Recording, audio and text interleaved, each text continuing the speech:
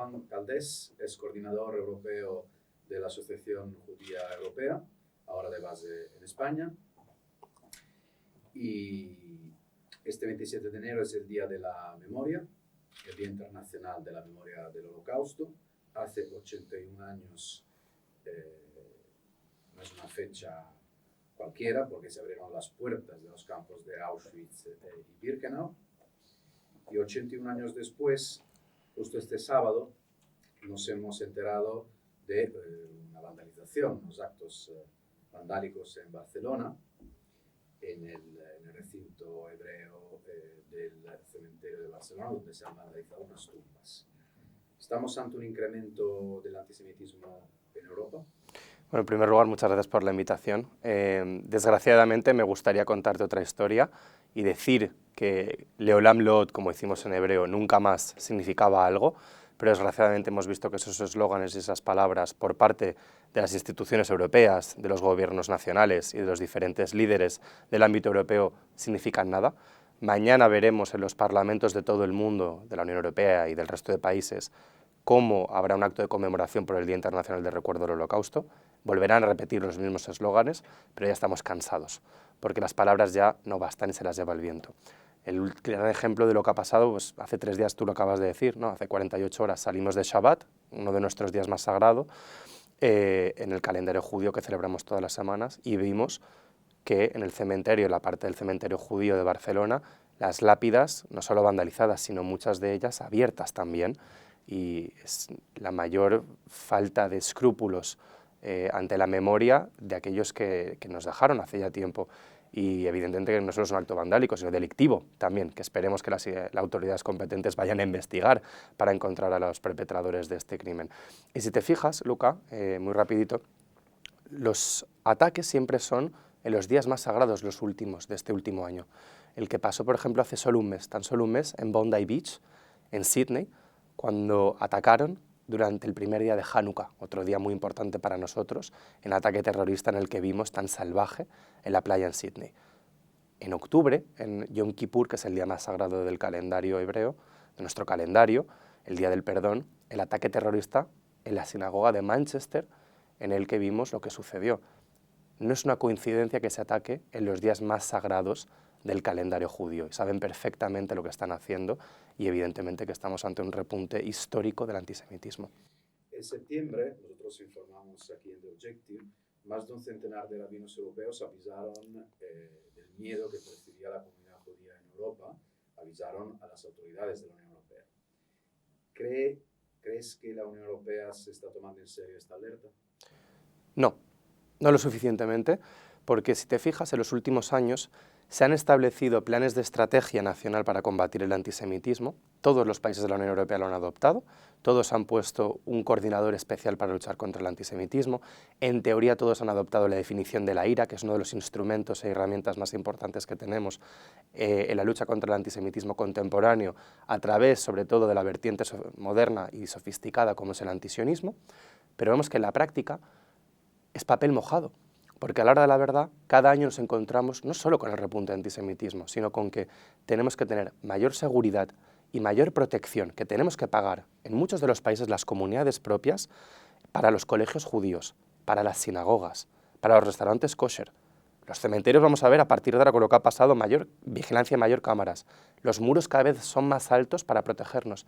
Y yo me pregunto, ¿es esto acaso libertad? La Unión Europea predica derechos humanos, libertad, democracia, antes que nada. Pero cuando nos encontramos en un ambiente en el que para celebrar cualquier tipo de acto bonito, desde un punto de vista religioso, cultural, tenemos que tener estos perímetros de seguridad y cada vez mayor nivel de seguridad con las vallas y demás, si lo estás celebrando de esta manera, ¿qué significa eso? ¿Qué mensaje estamos enviando ante la sociedad? Entonces la libertad de movimiento está totalmente restringida, la libertad de asociación, la libertad religiosa, por supuesto. Entonces, en pocas palabras, ¿no? Vamos a España. Solo el año pasado el gobierno lanzó unos cuantos ataques políticos contra Israel. El gobierno calificó de genocida al Estado de Israel, respaldó el boicot a un equipo israelí en la Vuelta Ciclista de España, habló de embargo comercial, hizo que Televisión Española saliera de Eurovisión por la presencia de Israel. ¿Cómo calificas esta decisión?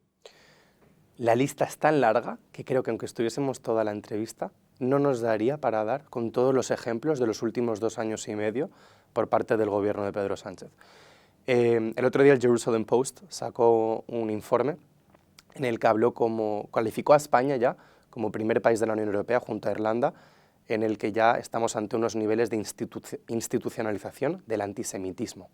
Esto es muy, muy serio, por parte de las instituciones, no de la sociedad civil. Porque yo siempre hago la distinción. Yo creo que la mayor parte del pueblo español, de la ciudadanía, del conjunto de la sociedad española, no es antisemita, pero creo que estamos gobernados por una serie de personas y sobre todo una serie de ministros que son abiertamente hostiles y abiertamente antisemitas. Ejemplos, si me lo permites, Yolanda Díaz, vicepresidenta del gobierno, hace menos de 2 años dijo y calificó: desde el río hasta el mar, Palestina será libre, desde el río Jordán hasta el mar Mediterráneo. Eso es una proclama antisemita y genocida.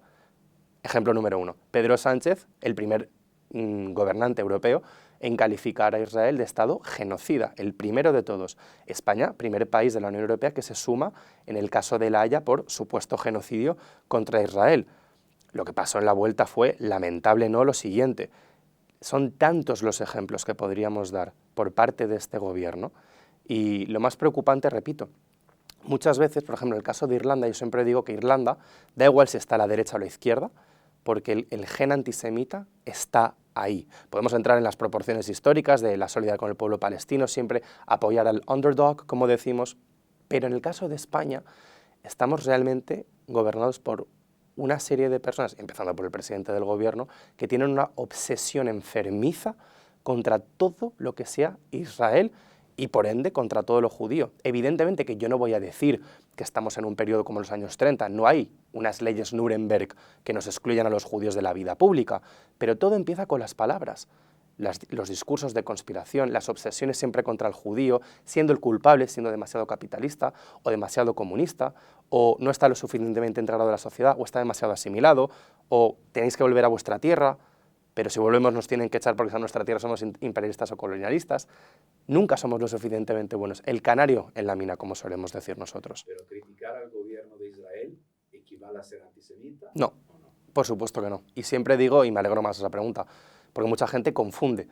Criticar al gobierno de Bibi Netanyahu es de lo más democrático del mundo. Basta ver las protestas que hay a día de hoy y que hubo, sobre todo antes del 7 de octubre, con la reforma judicial que él estaba planteando, cuando vimos a cerca de 1 millón de personas en la calle pidiendo democracia, pidiendo que respetasen el orden judicial y el Estado de Derecho. Criticar al gobierno de Israel me parece de lo más sano del mundo. Yo critico al gobierno de España todos los días. Eso no me hace ser anti-español. Critico las posturas del gobierno. Otra cosa muy distinta es criticar la existencia del Estado o someterlo a unos dobles estándares a los que no someteríamos a ningún otro Estado. Esa es la diferencia, negar la existencia o la demonización, la señalización constante, la deslegitimización de un Estado en concreto, de 200 que hay en la familia de las Naciones Unidas, eso es entrar en el campo del antisemitismo y sobre todo un Estado que ya casi 80 años, que está recién creado, que no podemos entrar en las cuestiones históricas, no tenemos tiempo, pero en tiempos modernos ya casi 80 años. El gobierno de Netanyahu también ha criticado mucho a España. Entre otras cosas, acusa a Pedro Sánchez de usar el tema de Gaza, el tema de Israel como cortina de humo para desviar la atención de la opinión pública de sus problemas. ¿Compartes esta tesis? Completamente. Al fin y al cabo, la gran mayoría de la gente, si no está puesta en política nacional española, sobre todo la gente con la que yo hablo, de diferentes comunidades judías de Europa, judíos y no judíos, de Europa, de Estados Unidos y de otras partes, ellos no saben realmente lo que está pasando. Sánchez, cuando sale en el plano internacional, primero, se defiende muy bien al hablar idiomas. Primero, el presidente que tenemos que habla bien los idiomas. Y luego, pues como lo han calificado, pues el presidente más apuesto, más demócrata, más progresista. Eso es lo que él vende. Pero luego, cuando no sabemos lo que está pasando, evidentemente que hay unos casos de corrupción familiares y del partido que cada vez están creciendo más. Es un escándalo lo que está pasando en España. Y a mí lo que más me alucina, sinceramente, es cómo la sociedad española, por Gaza, por ese supuesto genocidio, que podemos entrar a hablar de genocidio porque estamos en una fecha muy simbólica con el Día del Recuerdo del Holocausto, se echa a la calle masivamente en unas campañas de movilización que están muy planificadas y con mucho dinero por detrás, que podemos hablar también de eso, Y al final, por Irán, que también entraremos, ¿dónde está la gente en las calles? Nos han llegado ahora un report de que puede haber ya 30.000 asesinados en un periodo de unos días cuando hubo el blackout que el gobierno iraní impuso, cortando todo tipo de información con el exterior. ¿Y dónde está la gente en las calles? ¿Dónde está el gobierno criticando eso? ¿Por qué siempre es esa obsesión enfermiza con el Estado de Israel? Y más cuando hay un plan de paz que lleva 3 meses, una tregua en la que la situación está calmada y va a traer, en teoría, paz y prosperidad para la región. Hemos visto muchas protestas, hablando de las protestas callejeras, ¿no? De las manifestaciones públicas contra Israel en el tema de Gaza. Hemos visto sobre todo protestas desde la izquierda. Pero el sentimiento antisemita es monopolio de la izquierda más radical, si quieres, o también existe en la derecha. Existe, yo siempre digo que tenemos tres enemigos existenciales que quieren acabar con el pueblo judío. La extrema derecha verdadera, no la extrema derecha de Vox, como muchos dicen, porque Vox es un partido constitucional, muy conservador, podré compartir cosas y otras no, pero es un partido constitucional y que comparte el Estado de Derecho y el régimen del 78. Extrema derecha de verdad, neonazis y fascistas, que están creciendo mucho, sobre todo entre las jóvenes generaciones. Hasta hace un año y medio te hubiera dicho que lo que más me preocupaba era la extrema izquierda, la alianza de la extrema izquierda y los islamistas radicales, que me sigue preocupando, porque tienen posiciones de responsabilidad en muchos gobiernos nacionales. Pero la extrema derecha verdadera está creciendo y hasta hace un año no lo hubiera mencionado. Y el momento en el que todo cambia es la muerte y el asesinato de Charlie Kirk en Estados Unidos, porque Charlie Kirk era una persona que sabía aunar a muchas personas de diferentes índoles ideológicas. Y el momento en el que se ha asesinado hace 4 meses, se abre una espiral y un debate muy grande en el Partido Republicano, que está llegando también, porque todo lo que pasa en América llega a Europa, que estamos viendo en muchos partidos, como Vox y otros, el debate de qué hacemos con una parte del electorado que es abiertamente neonazi o fascista, y sobre todo, repito, gente muy joven, chicos de 18 a 30 años que están desesperados, enfadados con el sistema y van a por el enemigo de siempre que hay que ir históricamente, que es el primero, que es el judío, y luego el resto de la sociedad. Y a mí eso me tiene muy preocupado. Pero repito, extrema derecha, extrema izquierda, islamistas radicales son los 3 que más nos preocupan. Sobre el islamismo radical, ¿cuál es la situación actual en Europa? Y también te diría que en España, y si crees que en fin, los satélites de Teherán, que pueden ser Hamas o Hezbollah, estén interesados también en patrocinar, pagar, ayudar a colectivos en contra de Israel. ¿Hay una conexión ahora mismo en Europa, ¿no? Por supuesto. De hecho, el Mossad cada vez está más operativo ayudando a los servicios de inteligencia de respectivos países. España no está a los niveles de Alemania, de Dinamarca, de Suecia, del Reino Unido y demás países del norte de Europa, eso es verdad, pero ya el año pasado vimos cómo se han detenido a bastantes células de Hezbollah, sobre todo en Cataluña, que estaban operando en Barcelona. El año pasado, según datos del Ministerio del Interior, se detuvieron a cerca de 100 yihadistas en España, que es una barbaridad, y todos los casos que no sabremos que habrá por detrás también. Está creciendo. Las células de Hamas están operativas más en el norte, y aquí en España en concreto tenemos por los números más Hezbollah que Hamas. Dicho eso, los tentáculos de Teherán, los tentáculos del mal, se esparcen muy rápidamente. Irán tendría que ser el aliado natural de Israel y de Occidente, lo fue hasta la caída de la monarquía Pahlaví, y en los últimos 50 años los ayatolas se han cepillado una cultura milenaria como es la persa, y yo creo que España y la Unión Europea tendrían que seguir el ejemplo de Australia, cerrando todas las embajadas y catalogando a las guardias revolucionarias iraníes en el Parlamento Europeo como organización proscrita que apoya, financia el terrorismo. Y el otro día, cuando se estaba debatiendo en una de las comisiones en el Parlamento Europeo, salieron los pocos países que estaban en contra. Y entre esos países era el nuestro. España estaba en contra de poner a las guardias revolucionarias en la lista de organizaciones Proscribed Terrorist Organizations, como diríamos en Bruselas. España fue de los pocos países que estuvo en contra. Es una vergüenza, porque el gobierno de España en ningún momento critica con dureza a Irán y sí lo hace con Israel, porque hablan siempre de feminismo, entre otras cosas. Las mujeres iraníes están dando su vida en estas últimas 2 semanas sobre todo, por la libertad. Y ninguna palabra de eso. ¿Y por qué crees que interesa más en España la causa en Palestina o lo que ha ocurrido en Gaza que lo que, por ejemplo, hemos visto en Teherán? Primero porque es más fácil de vender. Vivimos en un mundo muy binario de todo es blanco, todo es negro, porque el gris ya no existe. Cada vez nos vamos a resultados y análisis más simples, porque vivimos en un mundo en el que, más digitalizado también, con el mundo de TikTok y compañía, toda la información tiene que estar condensada en un minuto o menos.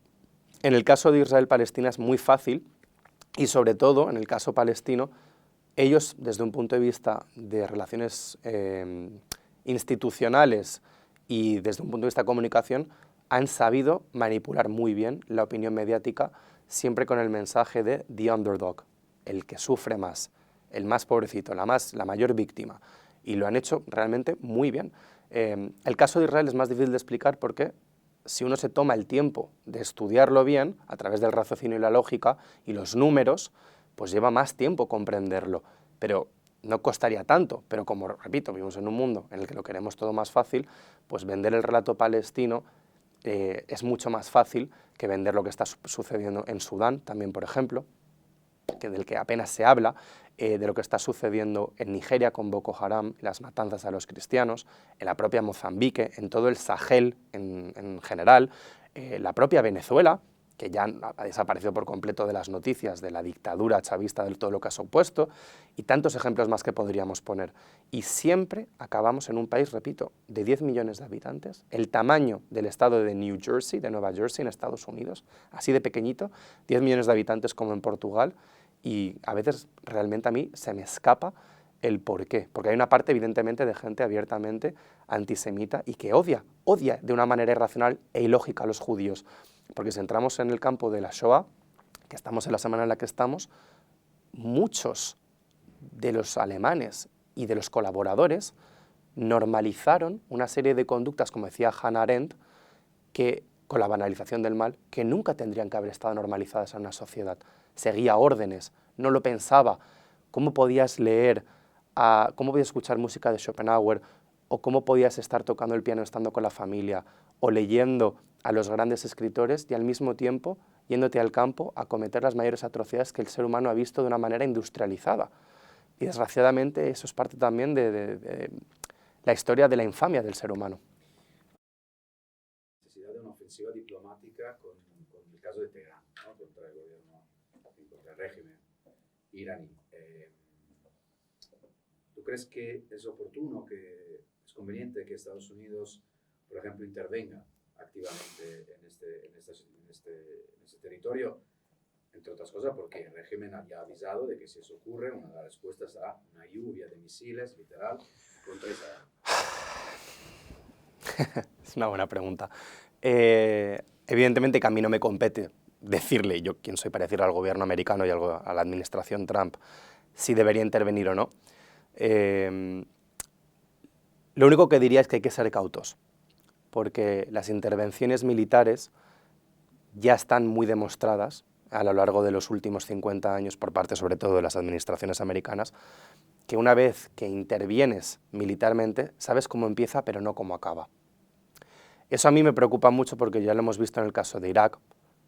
Nos cepillamos a Hussein, pero ¿qué ha venido después? Un estado fallido en los últimos 20 años. Libia, otro caso muy similar.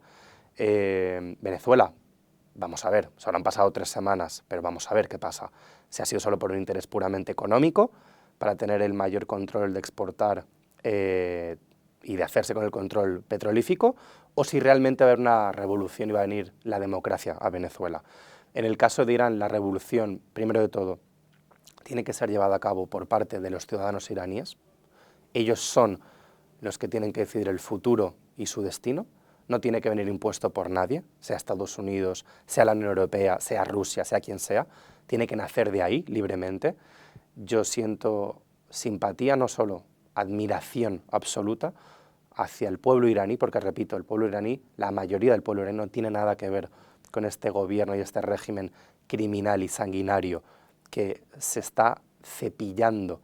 Hemos visto ya imágenes de las guardias revolucionarias del Basij y demás, en compañía entrando en hospitales a por disidentes, por gente de la oposición que estaba protestando, que estaba malamente herida y los han matado en las camas. Esto lo hemos visto. Las morgues están absolutamente colapsadas y de esto no se está informando apenas. A partir de ahí, repito, hay que ser muy cautos con una opción y una intervención militar. Primero, Israel pagaría el pato de una manera injusta porque no estaría metida, porque lo bueno que tiene Israel es que te avisa, te lo dice. La operación que hubo de esos 12 días en junio contra el régimen lo dijeron abiertamente, no se esconden. En este caso Israel no debería intrometerse y no inmiscuirse, y más en un mundo en el que la geopolítica y el nuevo orden mundial está cambiando tan rápidamente, entonces hay que ser cautos. Vamos a volver a Israel y ponemos el foco en Israel, en Gaza. O sea, tenemos el plan de paz de Donald Trump, ¿no? Con el primer equipo, digamos, que debería llevar adelante este plan. ¿Qué te parece? Bueno, repito, creo que es parte también de un patrón de un nuevo orden mundial que se está constituyendo. Yo creo que es una forma de hacerle competencia a las Naciones Unidas, porque mucha gente piensa que las Naciones Unidas ya no sirven un propósito desde un punto de vista utilitario de la defensa de los derechos humanos como se constituyó originalmente hace más de 80 años. En esa lista de 60-70 países que han empezado a entrar en ese Board of Peace de Trump, en el que se firmó en Davos la semana pasada, pues yo estoy muy preocupado con la participación de una serie de países, evidentemente, como son el caso de Qatar o el caso de Turquía, porque Turquía no esconde abiertamente sus aspiraciones neotománicas de volver a los tiempos del Imperio Otomano. Y en el caso de Qatar, Qatar es uno de los países más esperpentos y más criminales que están abiertamente financiando el fin de Occidente. El caso de Qatar es algo que deberíamos que criticar y hacer mucho más hincapié, porque Qatar lo ha hecho de una manera muy inteligente. Como país pequeño, con los tentáculos a través del deporte, los medios de comunicación, la cultura con Al Jazeera, la penetración en los sistemas educativos en Estados Unidos, en Europa, en las universidades, de ahí todos los boicots que has visto, no solo en España, sino en la gran mayoría de países desde el 7 de octubre, de romper relaciones con cualquier institución académica israelí, es por parte de el que da dinero, porque al final el que paga manda. Y ahí Estados Unidos creo que tendría que ejercer muchísima más presión, porque tiene la mayor flota del ejército americano, la mayor base americana está en Qatar, en Oriente Medio. Y creo que ahí el leverage de Trump tendría que ser mucho mayor sobre los cataríes, porque Qatar nos ha vendido como un país neutral y mediador en el conflicto, cuando ha tenido en su propio país a los líderes de Hamas hasta hace muy poco y lo sigue teniendo. Y es un país que abiertamente financia el wahabismo salafista. Entonces, ¿Pero confías en el plan? O sea, ¿crees que el plan pueda ser una solución? Creo que el plan tiene cosas muy positivas. Lo que está claro es que, menos el cuerpo de Ring Ghibli, que es el único rehén que aún queda, el último cuerpo, todos los demás, vivos y muertos, ya están en casa, falta uno, aún nos falta uno. Yo creo que no se puede entrar en la segunda parte del plan y de la fase sin que este último cuerpo haya vuelto a su familia, porque eso era parte del plan que jamás ha incumplido. Me gustan muchas cosas que veo, pero repito, hay un problema muy grande, Luca. Hamas está muy debilitada, pero Hamas no ha desaparecido. Hamas sigue existiendo y sigue ejerciendo muchísimo poder y control en la vida de los ciudadanos gazatíes. Y parte del plan es desmantelar a Hamas, que Hamas no forme parte de ningún futuro. Pero si Hamas sigue totalmente penetrado en la sociedad gazatíe, va a ser muy difícil avanzar en este plan.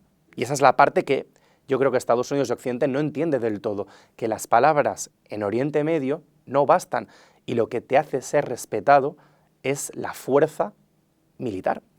¿Y por qué Occidente no entiende del todo bien la situación ahí? O sea, ¿es culpa solo de Occidente o hay una responsabilidad también de Israel de explicarlo al mundo?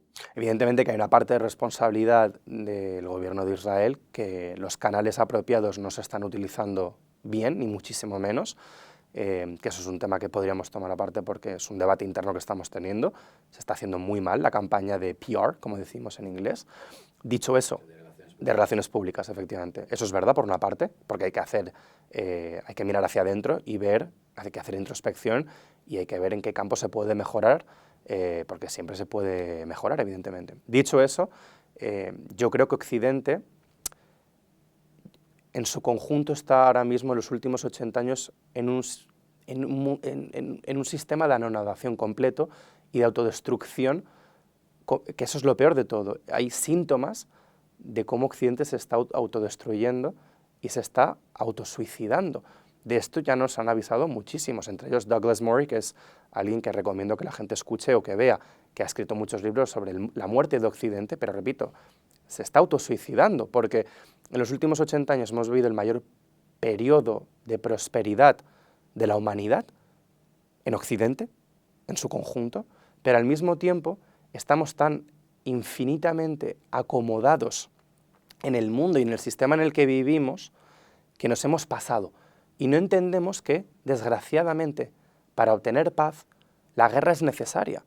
Yo no defenderé una guerra que sea iniciada, en el caso de Putin contra Ucrania, unilateralmente, ilegalmente, sin ningún tipo de explicación. Lo que hizo Hitler, no solo evidentemente contra el pueblo judío, con el intento de exterminio sistemático de 6 millones, de más de 2/3 de la comunidad judía, que a día de hoy nos hemos recuperado, había 9,5 millones de judíos en Europa. Ahora, después de la Shoah, ahora mismo no llegamos a los 2 millones, porque mucha gente luego también emigró después del 45. No hemos vuelto a recuperar esos números.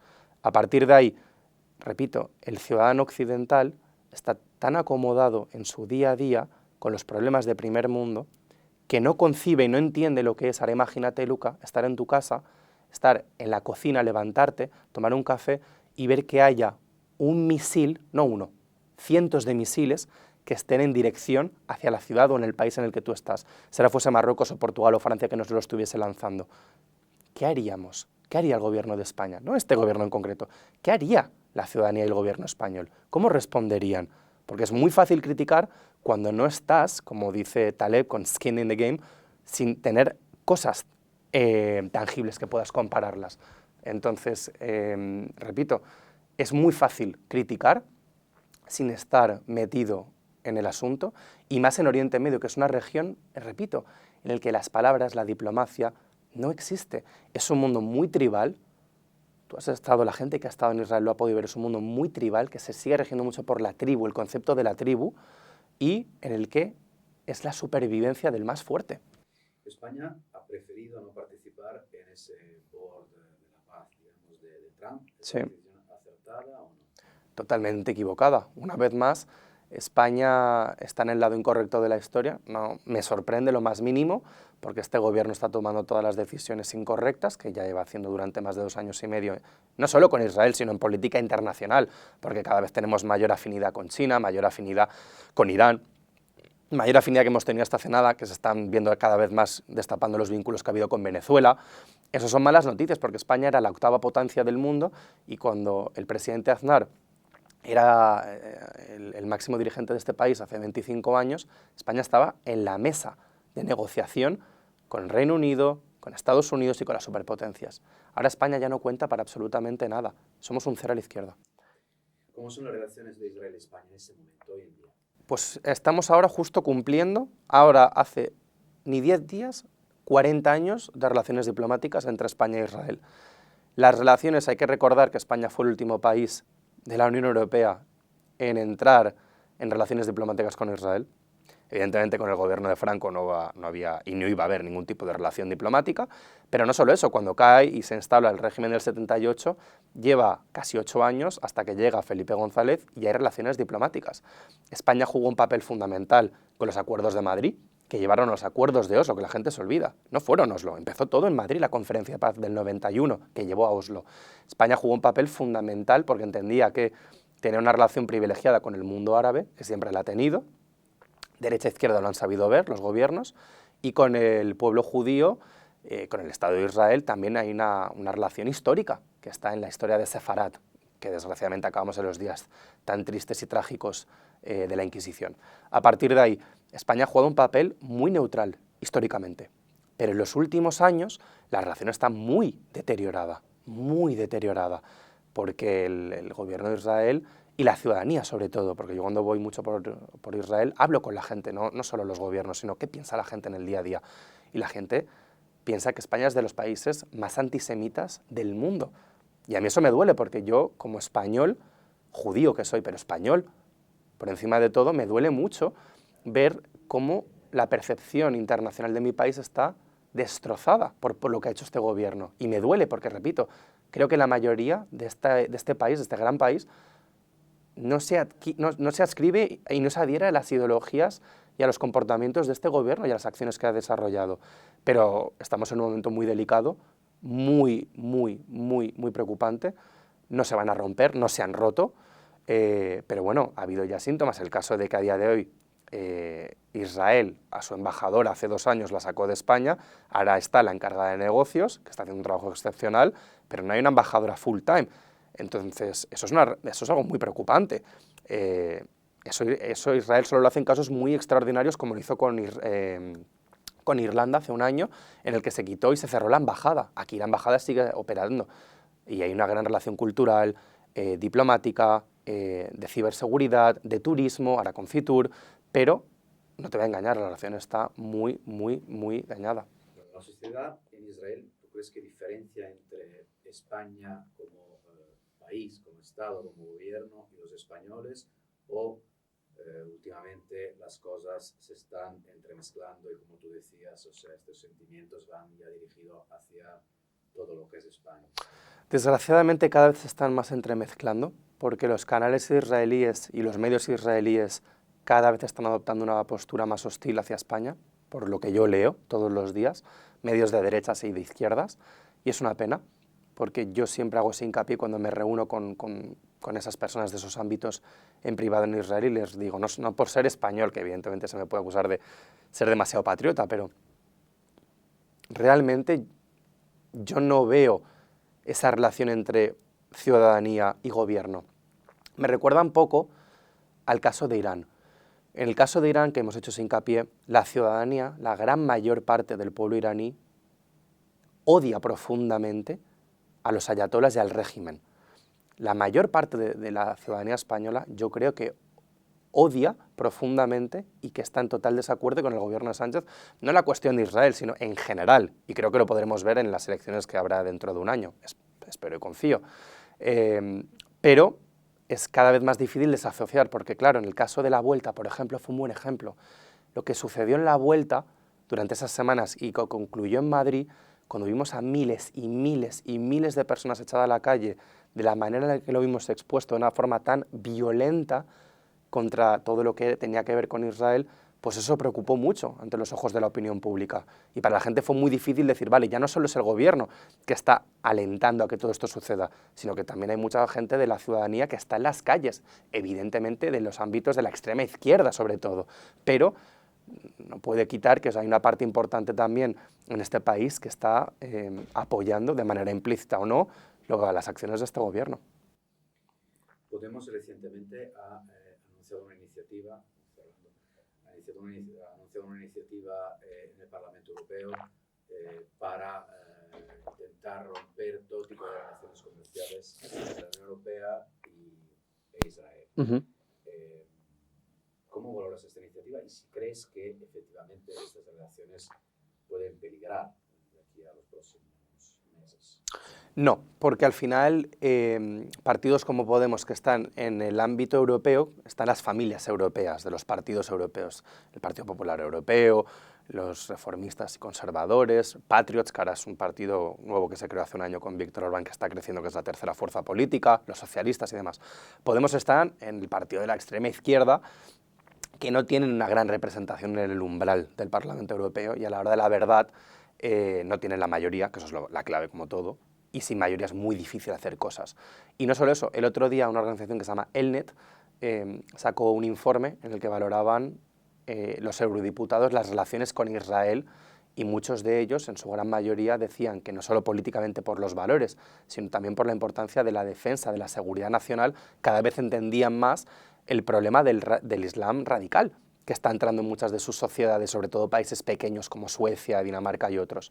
Y derecha e izquierda era unánime. La relación con Israel tiene que crecer y el apoyo de ciberseguridad que nos tiene que dar, y sobre todo por la experiencia que Israel tiene que incrementar. Entonces va a ser muy difícil verlo. De hecho, el propio gobierno de Sánchez anunció que iba a hacer cualquier tipo de embargo y demás, pero a la hora de la verdad no se está efectuando al 100%, porque sabía que iba a ser muy difícil de hacer, sabe de la importancia de la relación que hay. Entonces, ¿El anuncio del embargo militar o la política del embargo militar, crees que es un tipo de política populista? O sea, sí. ¿se puede llevar de verdad adelante este embargo? No. Y a la hora de verdad, no nos olvidemos que el gobierno socialista primero está muy radicalizado, pero aparte de eso tiene unos socios de gobierno incluso más radicales. Entonces le tiene que dar algo a esa parte del gobierno tan radical que tiene, de esa coalición, para tranquilizarlos y contentarlos un poco. A la hora de la verdad, eso no está sucediendo. Y repito, a nivel de la Unión Europea, es verdad que ha habido varias reuniones para revisar el acuerdo de asociación que se llama entre Unión Europea e Israel. Ha habido algunos países que han estado a favor de romper totalmente la relación desde un punto de vista comercial. España, en la última reunión gorda que hubo el verano pasado, fue de esos países que estaba apostando por eso, junto a Eslovenia e Irlanda, desgraciadamente lo demás en el lado incorrecto, pero la gran mayoría del bloque de los 27, para que haya esa unanimidad, no va a pasar, porque hay países que como Alemania, como Austria, como Hungría, mucho sobre todo del este de Europa, la propia Italia, que pueden criticar las posturas del gobierno israelí, la acción militar, pero a la verdad eso no va a quitar para romper la relación, ni muchísimo menos. En octubre se va a votar en Israel la renovación del Parlamento. ¿Qué puede pasar? ¿Prevés un Netanyahu todavía reforzado? La gran pregunta, la gran incógnita. Yo ya desde 2016, a título personal, ya no me atrevo a decir nada, porque 2016, a través del Brexit y las elecciones americanas, me han enseñado que yo ya no puedo confiar 100% en los sondeos. En teoría, la mayor parte de la gente te dirá que el gobierno de Netanyahu, de la coalición, se va a caer. Ahora, las últimas estimaciones de Bennett, Eisenkopf y Gantz llegarían al umbral de los 61, porque en la Knesset son 120 los escaños, necesitas 61 para tener mayoría, y dicen que llegarían. Ahora, ¿verdad? Hay que ver cuando llegue el momento de la verdad.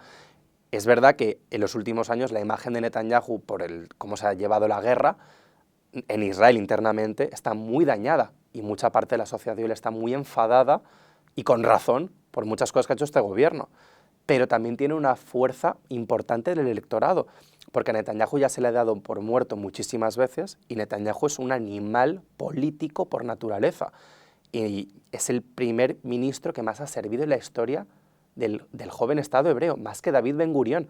Lleva ya 20 años en el cargo, no de manera consecutiva, pero lleva 20 años. La última vez en 2022 volvió al poder tras haber estado solo un año en la oposición. Entonces yo ya no me atrevo a decir nada, porque es que es un mago de la política, este hombre, sinceramente, al que admiro políticamente de cómo puede volver en situaciones de supervivencia absoluta. Pero dicho eso, yo creo que hay mucha gente de derecha e izquierda, sobre todo de derecha, que está muy harta con este gobierno también, y podríamos ver un nuevo gobierno. Es un superviviente como Pedro Sánchez.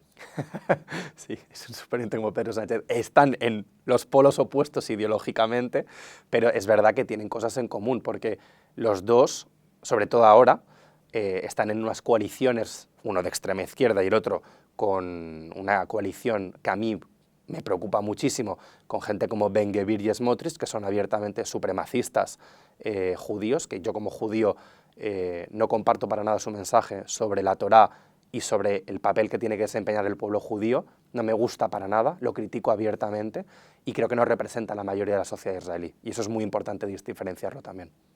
Vale, muchas gracias. Gracias a ti.